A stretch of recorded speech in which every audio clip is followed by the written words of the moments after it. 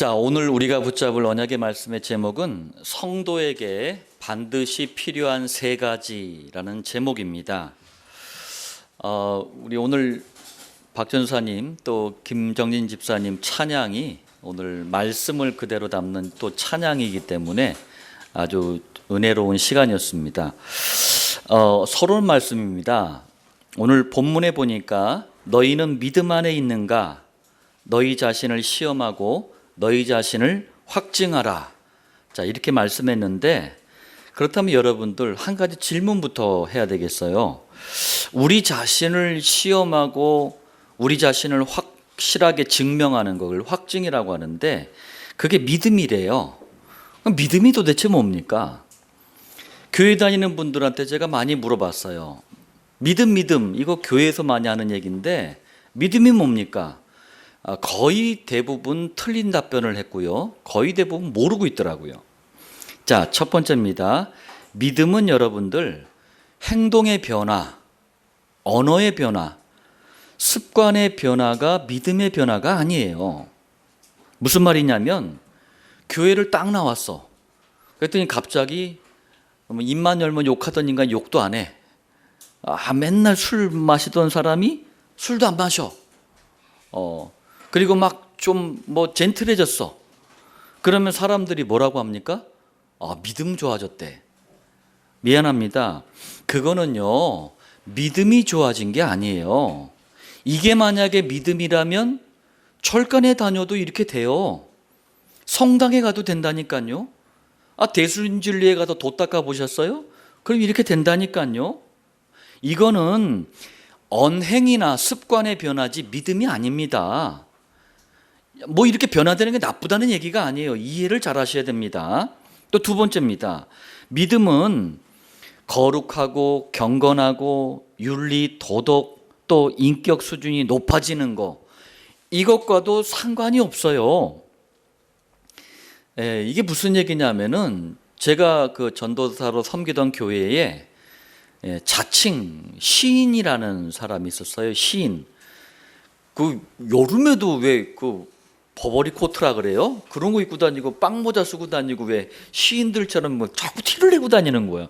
저 사람 왜 저러나 하는데 교회만 오면 막 폼을 잡고 막 그래요. 굉장히 수준 있는 척을 해.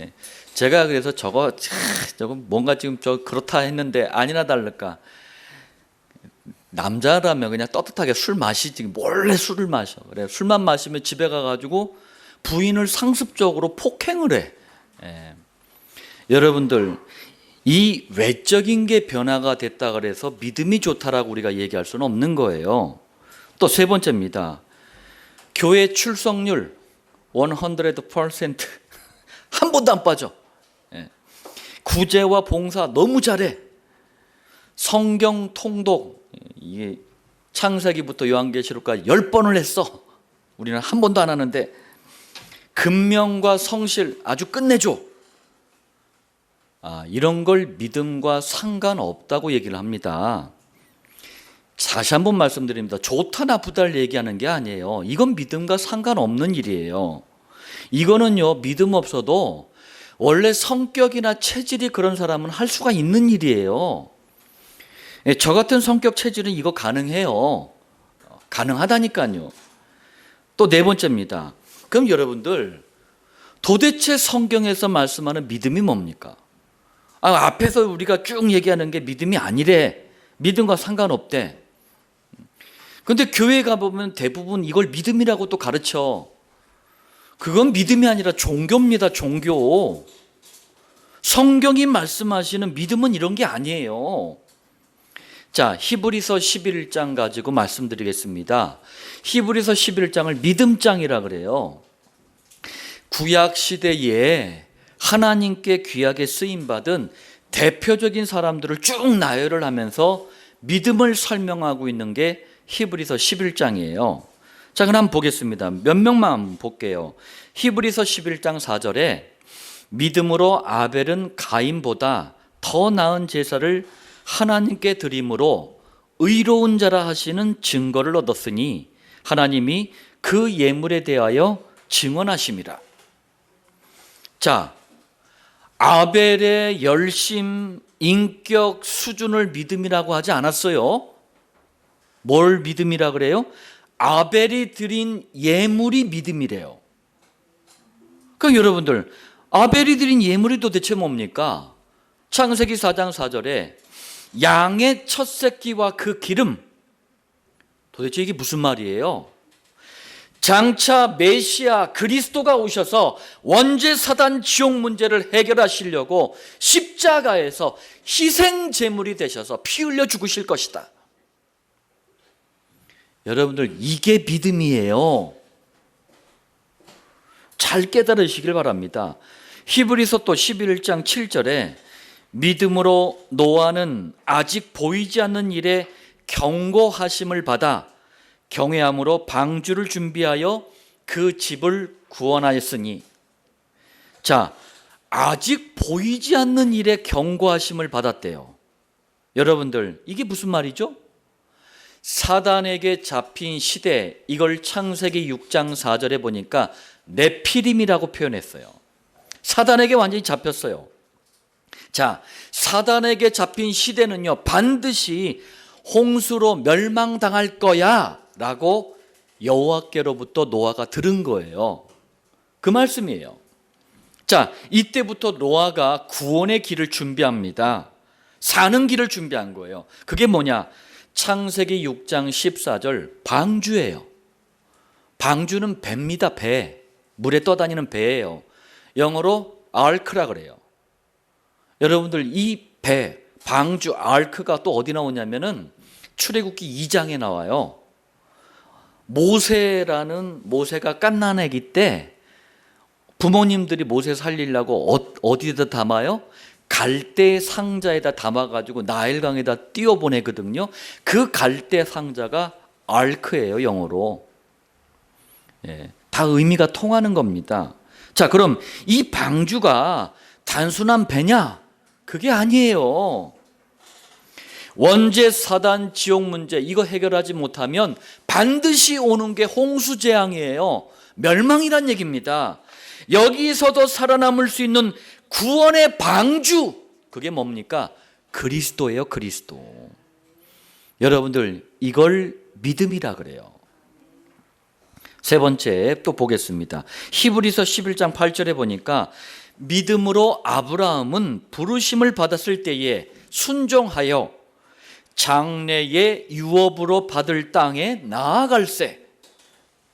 자, 우상의 도시라는 뜻을 가진 갈대아 우르에 아브라함이 살고 있었어요. 이때 여호와께서 부르셨단 말이에요. 자, 그리고 조상 때부터 살던 이 갈대아 우르, 이 땅을 떠나서 여호와께서 지시하신 땅을 향해서 나아갔어요. 그 땅이 어디입니까? 창세기 12장 5절 가나안 땅이에요. 가나안 땅. 이 땅이 어떤 땅입니까? 원죄 사단 지옥 문제를 해결할 메시아 그리스도가 오실 땅, 그 땅이 가나안 땅이에요. 여러분들, 이걸 믿음이라 그래요. 도대체 이게 무슨 말이에요? 도대체 지금 성경에서 말씀하는 믿음은 종교에서 가르치는 거룩, 경건, 인격, 수준, 윤리, 도덕, 선행, 구제, 사랑, 봉사, 이런 게 아닙니다. 이런 게 아니라니까요. 성경에서 말씀하는 믿음은 실체가 있어요. 성경에서 말씀하는 믿음은 막연한 허상이 아니고 구체적인 실물을 말합니다. 그 믿음의 주인공이 누구예요? 그리스도. 오직 그리스도. 단 하나뿐입니다. 예. 그리고 믿음 자체인, 믿음의 실체인 그리스도는요, 복음을 설명하는 데 있어서 가장 핵심적인 단어예요. 자, 여러분들 서론의 말씀을 꼭 기억하시면서 우리 본론 첫 번째입니다. 우리 구원받은 성도에게 필요한 게 있대요. 여러분들 진짜 필요한 게 뭐죠? 돈이에요? 아니, 제가 강단 말씀을 준비하는 이번 한 주 동안 유난히 이런 사고가 많았어요. 어느 여자가 제주도에 여행을 갔다가 남자를 만났대요. 남자를 만나가지고 이렇게 서로 이렇게 데이트를 했나 봐. 근데 남자가 굉장히 돈이 많은 티를 냈대요. 막 이거 사업하고 돈이 많다는 거예요. 그래가지고 냈다 결혼을 해버렸어. 그래서 결혼하고 딱 보니까 어메나 한 푼도 없네. 그게 너무 열이 받은 거예요. 그게 열이 받아가지고 술 먹여놓고 칼로 죽였어. 여러분들 인생에 돈이 필요해요? 돈이 전부예요? 이런 사건들이 많았다니까. 우리에게 반드시 필요한 것, 성도에게 반드시 필요한 것은요, 점검이에요. 점검. 이게 무슨 말이냐? 나는 그리스도, 이 복음을 올바르게 발견하고 고백하고 체험하고 있는가? 이걸 점검이라 그래요. 그렇다면 이 점검을 구원받은 성도라면요, 평생 해야 되는 거예요. 이게 첫 번째입니다. 본문에 믿음을 확증하라고 그랬잖아요. 이게 무슨 말이냐면 내가 정말 믿음의 실체인 그리스도 안에 있는가, 이걸 확실하게 점검하라는 의미예요. 다시 말하면 믿음 곧 그리스도, 이 복음을 바르게 발견, 고백, 체험하고 있는지 늘 점검해야지 사단이 주는 종교생활이라는 속임수에 속지 않는다라는 말이에요. 여러분들, 우리가 한 주 동안 만약에 복음을 놓치잖아요. 본인만 몰라. 금방 종교생활로 가버려요. 믿음의 주인공이신 예수님께서도 마태복음 16장 13절에 예수께서 묻습니다. 물어 이르시되 사람들이 인자를 누구라 하느냐? 이 질문하셨어요. 제자들과 많은 사람들에게 야, 너네들 정말 복음을 바르게 발견하고 고백하고 체험하고 있어? 이거 점검하신 말씀이에요. 그런데 이 점검에 자꾸 실패를 해. 여러분들 이거 평생 해야 된다니까요. 놓치는 순간 16장 14절로 가버려. 어떻게 해요? 믿음을, 예수 믿는 거를 세례 요한이래. 뭐예요? 사회주의래. 엘리야래. 뭐예요? 신비주의. 예레미야래. 뭐예요? 박애주의. 선지자래. 뭐예요? 종교. 이걸 따르는 걸로 자꾸 착각을 해버려요. 이거는 사단에게 속는 겁니다. 이거는 믿음의 본질이 아니에요. 두 번째입니다. 성경은 그래서 언제든지 올바른 믿음, 올바른 복음, 그리스도 바르게 발견하고 고백하고 체험할 때, 이걸 점검할 때 하나님의 역사가 시작된다는 사실을 말씀하고 있어요. 복음은 종교가 아닙니다. 내가 힘쓰고 애쓰는 종교가 아니에요. 복음은 요구하는 게 없어요. 늘 바르게 발견하고 고백하고 체험하는 걸 원합니다. 이거는요, 은혜로 되어지는 일이에요. 하면 할수록 힘이 나는 일입니다. 근데 그때 하나님의 역사가 시작된대요. 자, 모세를 한번 보겠습니다. 모세가 40년 동안 세계적인 명문대학이에요. 당시에 수천 년 전에 헤스페리오 제국대학이라는 게 있었어요. 이게 왕자들의 교육기관이에요. 명문대학이었어요. 여기서 온갖 학문을 다 배웠는데 자신뿐만 아니라 이스라엘의 문제가 해결이 안 돼. 여러분들, 스카이라고 한국의 서울대, 연세대, 고려대 있어요. 미국의 저 동부 지역에, 미국 동부 지역에 아이비리그라고 담쟁이 그 덩굴 엮이듯이 막 명문대학에 막 담쟁이처럼 이렇게 쭉 연결돼 있다라 가지고 아이비리그 대학이라 그래요. 전 세계 인재들이 다 거기 가요. 근데 문제는 뭡니까? 헤스페리오 제국대학 같아. 모든 걸 다 배우는데 자기 자신 주변 문제가 해결이 안 돼.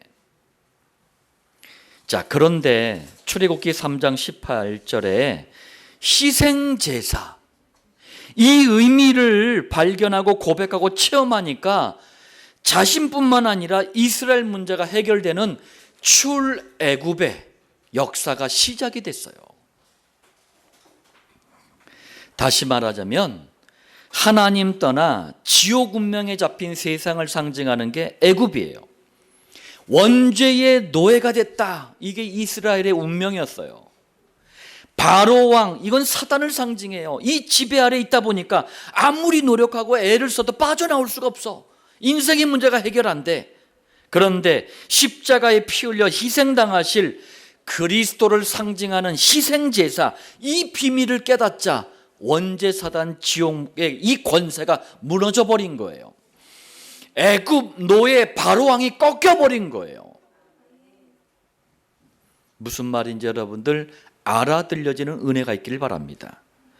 자, 과거에 바울이요, 빌립보서 3장 5절로 6절에 고백을 합니다. 내 과거가, 우리 그거 있잖아요, 라떼 이런 거 있잖아요. 나 때는 말이야 막 하면서 뭐라고 했느냐, 나 왕의 지파야. 왕의 지파, 그게 베냐민 지파예요.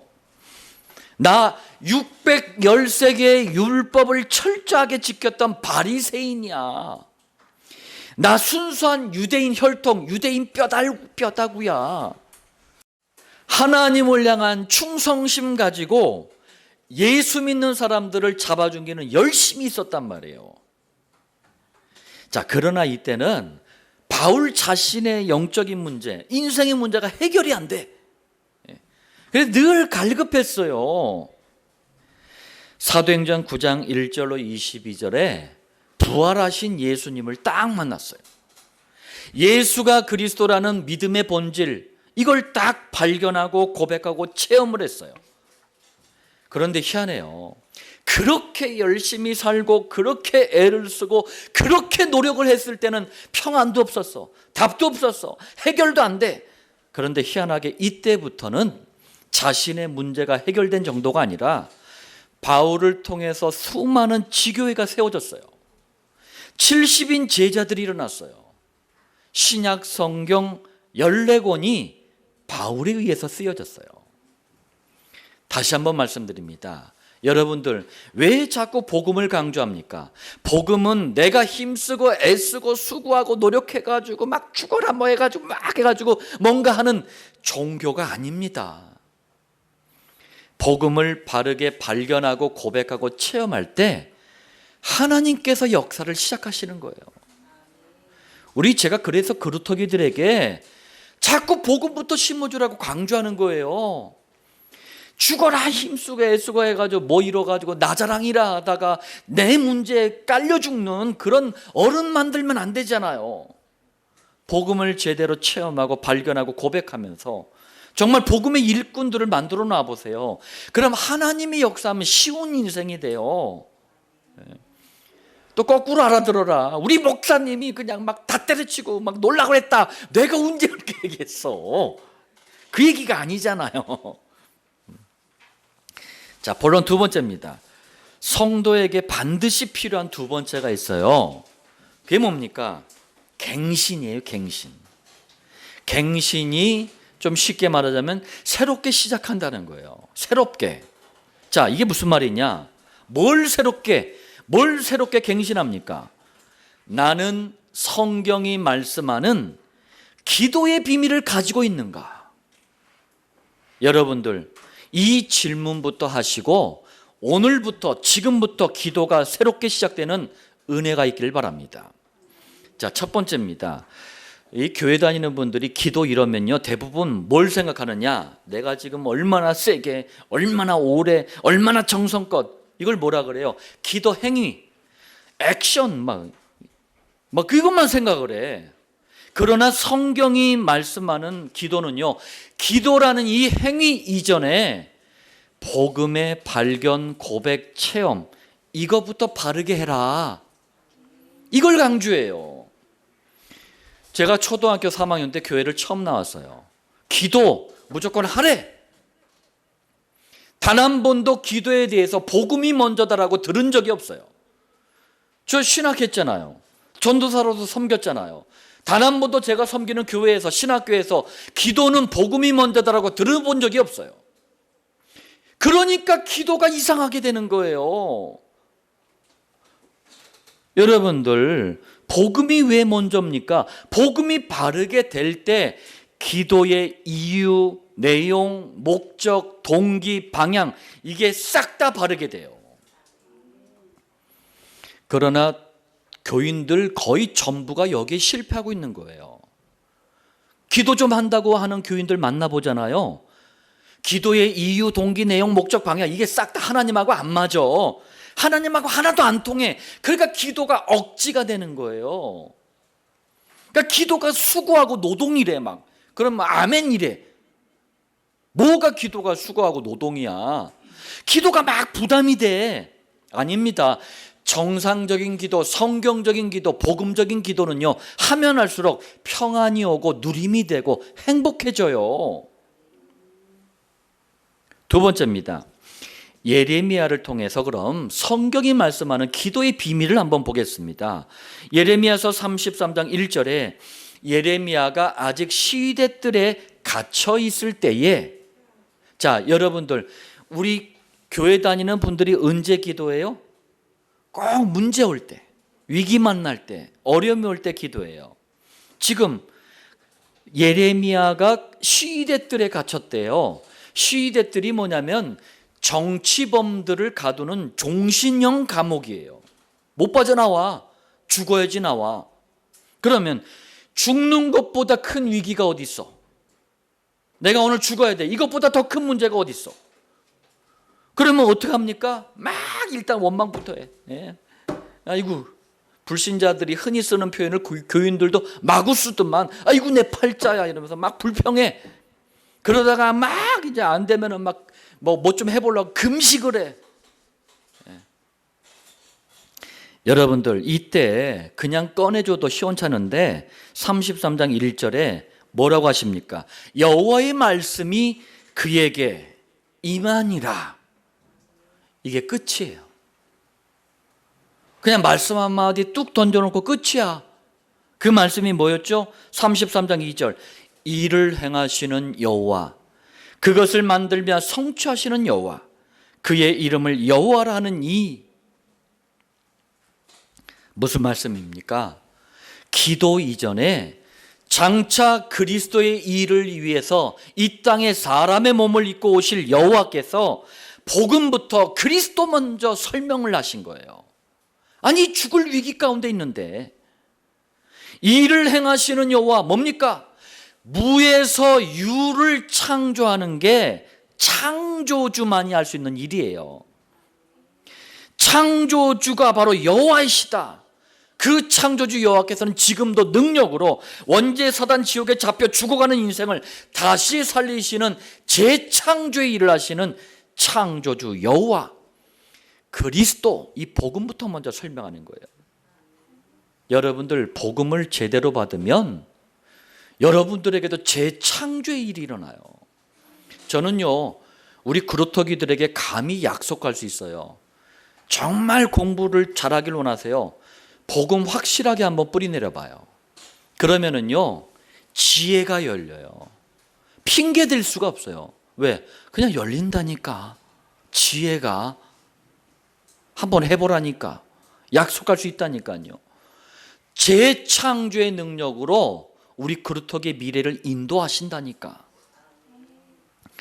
그것을 만들며 성취하시는 여호와. 여러분들, 이 땅에 누구도 언약, 약속을 말해놓고 그대로 성취할 수 있는 사람이 없어요. 그런데 여호와는 원죄 사단 지옥 이 문제를 해결할, 구원할 계획을 미리 말씀하시고 그걸 성취하셨어요. 그리고 그걸 믿는 사람들에게 그걸 그대로, 구원의 축복을 그대로 성취하시는 언약의 여호와. 지금 여러분들 뭐예요? 그리스도부터, 복음부터 먼저 설명하는 거예요. 자, 그리고 그의 이름을 여호와라 하느니, 이런 일이 누가 가능하겠습니까? 전능하신 여호와만이 가능한 거예요. 전능하신 여호와. 자, 위기 가운데 있는 예레미야에게 복음부터 먼저 쫙 설명해 놓고 그리고 말씀하는 거예요. 3절, 너는 내게 부르짖으라. 내가 네게 응답하겠고 네가 알지 못하는 크고 은밀한 일을 네게 보이리라. 무슨 말씀이죠? 복음 알았냐? 복음 발견했어? 체험했어? 고백했어? 그럼 이제 본격적으로 기도를 새롭게 시작해라. 이게 기도 갱신이에요. 기도부터 하지 말고 여러분들 복음부터 빨리 새롭게 발견하고 고백하고 체험하세요. 그 다음에 기도해도 늦지 않아요. 본론 세 번째입니다. 성도에게 반드시 필요한 세 번째, 도전이에요. 도전. 자, 이게 무슨 얘기냐? 복음을 점검했습니까? 기도를 새롭게 갱신했습니까? 그럼 이거 왜 해야 되는 거예요? 그게 이유라 그래요. 왜 해야죠? 전도 때문이에요. 복음이 없어서 고통당하는 생명을 건지는 전도에 도전하시길 바랍니다. 자, 첫 번째예요. 오늘 제가 아까 우리 이제 찬양하신 우리 박전사님 부부 찬양을 할 때 제가 이런 말씀을 드렸잖아요. 세상에는 만 가지가 다 있어요. 그런데 단 한 가지가 없어서 고통을 당하는 거예요. 이걸 몰라요. 왜 교회가 필요합니까? 이걸 말해주는 게 교회예요. 쓸데없는 얘기하는 게 아니에요. 앞에 서론에 얘기했던 그런 종교 가르치는 게 교회가 아니에요. 그 한 가지가 바로 그리스도 안에만 있는 영원한 생명, 곧 복음이에요. 전도라는 것은요, 이 복음을 전달하는 것이기 때문에 이 지구상에서 가장 가치 있고 가장 축복된 일이에요. 이 말이 이해가 안 되면은 아까 제가 얘기했던 뭐 이상한 일을 보면 흉악범들 막 보면은 막 치를 떠는 거예요. 세상이 왜 이러냐면서, 세상 말세다 이러면서, 그러면서 또 왜 그런지 이유를 모르게 되는 거예요. 두 번째입니다. 그렇다면 여러분들, 성경에서 말씀하시는 전도가 뭘까요? 사도행전 13장 48절에 이방인들이 듣고 기뻐하여 하나님의 말씀을 찬송하며 영생을 주시기로 작정된 자는 다 믿더라. 여러분들, 전도는 하나님께서 영원한 생명을 주시겠다고 미리 택하여 정하신 사람, 오늘 지금 예배드리는 여러분들은 미리 택하여서 하나님이 정해놓으신 사람들이에요. 그 사람들을 성령님의 인도 속에 하나님을 만나게 해주는 하나님의 일이 전도예요. 사람이 하는 것 같지만 하나님의 일입니다. 그래서 성경에서 말씀하시는 전도의 원리는 이래요. 원리가 있어요. 마태복음 4장 19절, 나를 따라오라, 내가 너희를 사람을 낚는 어부가 되게 하리라. 최명 집사, 사람을 낚는 어부가 돼, 이래봐요. 아, 반 죽는 거야. 그럼 어떻게 사람을 살리는 일을 내가 할 수가 있어? 뭐라고 돼 있어요? 되리라. 사도행전 1장 8절도 보세요. 오직 성령이 너희에게 임하시면 너희가 권능을 받고, 우리 인간의 힘이 필요 없대요. 예루살렘과 온 유대와 사마리아와 땅끝까지 이르러 내 증인이 되라. 배진미 집사, 내 증인이 돼. 반 죽어 그럼. 뭐라고 돼 있어요? 되리라. 되리라예요. 전도는 이런저런 방법을 동원해 가지고 내가 막 열심히 하는 게 아닙니다. 전도는 되어지는 게 원리예요.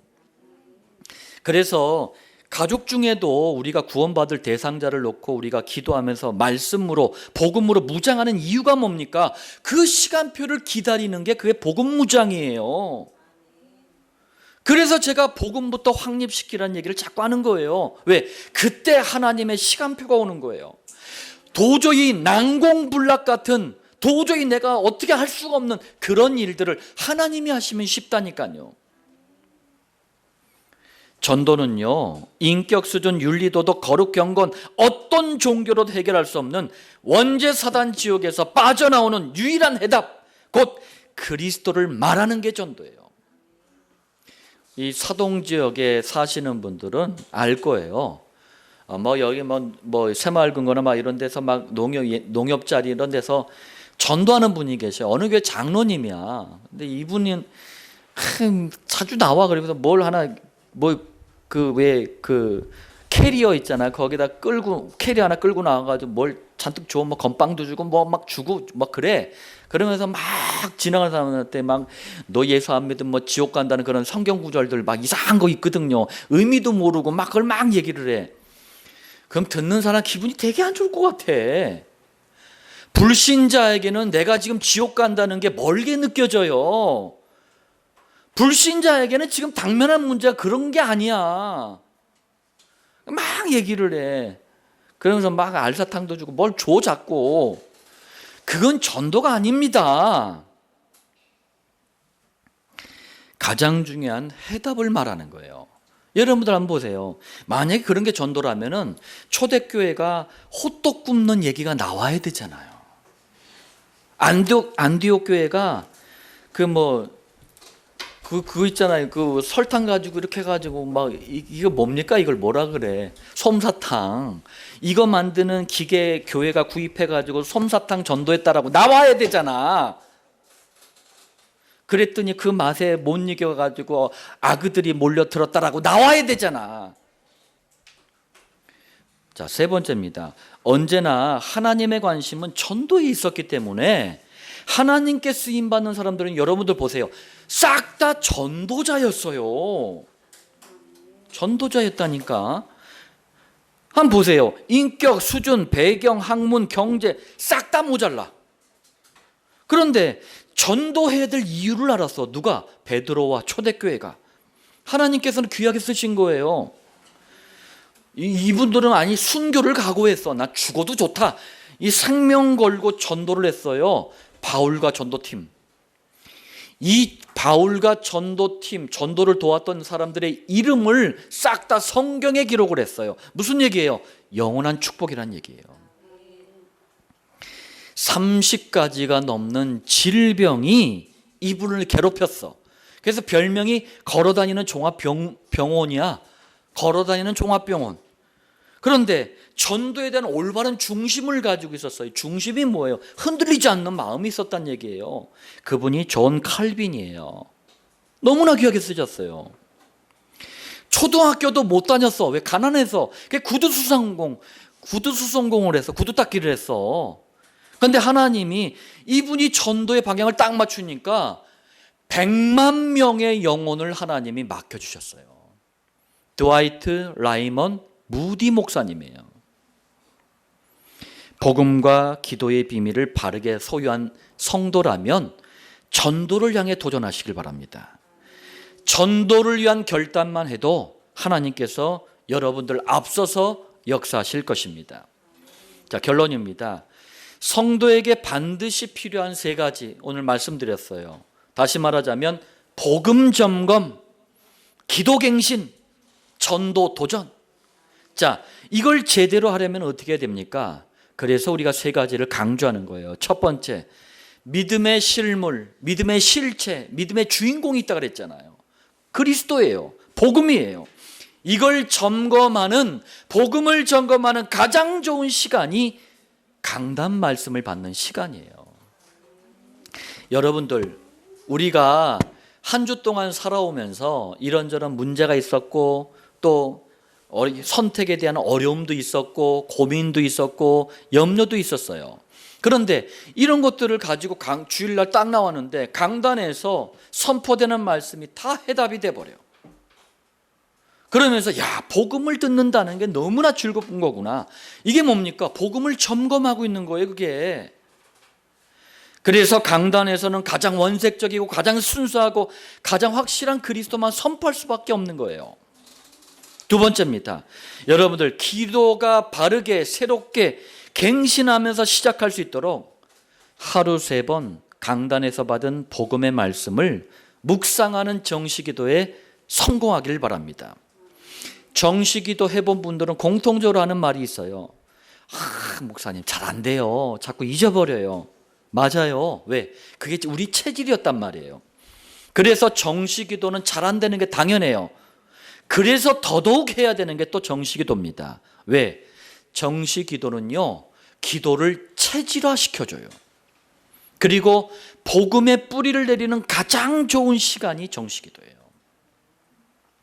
세 번째입니다. 전도를 어렵지 않게 즐겁게 체험하고 도전할 수 있는 장이 인간관계를 중심으로 사람들을 초청해서 복음을 확실하게 듣게 하고 영접하고 양육해주는 목장이에요. 저는 저희 아들 세화나 딸 희명이에게 다른 가정에서처럼요, 좋은 학원, 좋은 어떤 학업할 수 있는 여건을 만들어주지 못했어요. 그런 거에 그렇게 뭐 이렇게 힘을 쏟거나 한 적이 없었어요. 다만 그거 강조했어요. 복음, 기도, 전도. 근데 적당히 다들 잘 인도를 받더라고. 뭐 안산에서 서울에 있는 대학 가기 어려운 시대 아닙니까? 그래서 뭐 또 가고 뭐 공부 뭐 학교에서 희명이도 곧잘 하고. 그런데 이게요, 아이들에게, 선생님들에게는 전도에 다 기회가 돼 버리는 거예요. 학업을 왜 우리 그루터기들이 성공해야죠? 영향력 있게 복음 전하기 위해서예요. 다른 이유가 없어요. 그러니까 선생님들, 친구들에게도 사랑받고 문제 있는 아이들 개인적으로 상담해가지고 목장해줘요. 그것도 요즘은 직접 만나기 오니까 SNS로, 카카오톡으로 해가지고 보이스톡으로 이렇게 해가지고 하고 그러고 있어요. 그러면서 복음 전하고 아이들 상태 점검해주고 얼마나 좋아요. 하나님께서는 너희들이 공부 잘하냐 못하냐 이걸 보시는 게 아니고 무엇에 관심과 무엇에 방향을 맞추고 있느냐 그걸 보시는 거예요. 그것 때문에 필요하다면 우리 그루터기들에게 지혜의 문도 열어주시고, 필요하다면 기능의 복도 주고, 필요하다면 인도도 해주시는 거예요. 여러분들, 우리 부모님 세대가 특별히 더 하나님 앞에서 오늘 이 말씀을 잘 받으시길 바랍니다. 이제 6월 달입니다. 하반기로 접어들었어요. 중반기를 넘어서 버렸어요. 2022년이 절반을 지났습니다. 반드시 세 가지를 여러분들 필요합니다. 세 가지를 꼭 준비하고 누리는 응답이 있기를 예수님 이름으로 축복합니다.